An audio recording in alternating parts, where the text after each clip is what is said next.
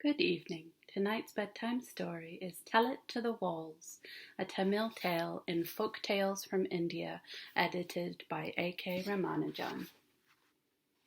A poor widow lived with her 2 sons and 2 daughters-in-law. All 4 of them scolded and ill-treated her all day. She had no one to whom she could turn and tell her woes. As she kept all her woes to herself, she grew fatter and fatter. Her sons and daughters-in-law now found that a matter for ridicule. They mocked at her for growing fatter by the day, and asked her to eat less. One day, when everyone in the house had gone out somewhere, she wandered away from home in sheer misery and found herself walking outside town. There she saw a deserted old house. It was in ruins and had no roof. She went in and suddenly felt lonelier and more miserable than ever.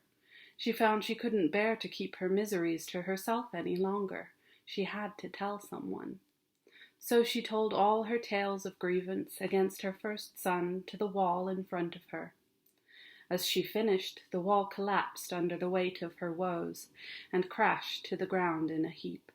Her body grew lighter as well.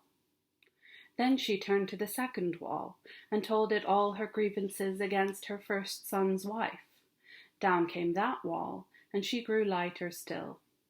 She brought down the third wall with her tales against her second son, and the remaining 4th wall too, with her complaints against her second daughter-in-law. Standing in the ruins, with bricks and rubble all around her, she felt lighter in mood and lighter in body as well. She looked at herself and found she had actually lost all the weight she had gained in her wretchedness. Then she went home. The end. Good night.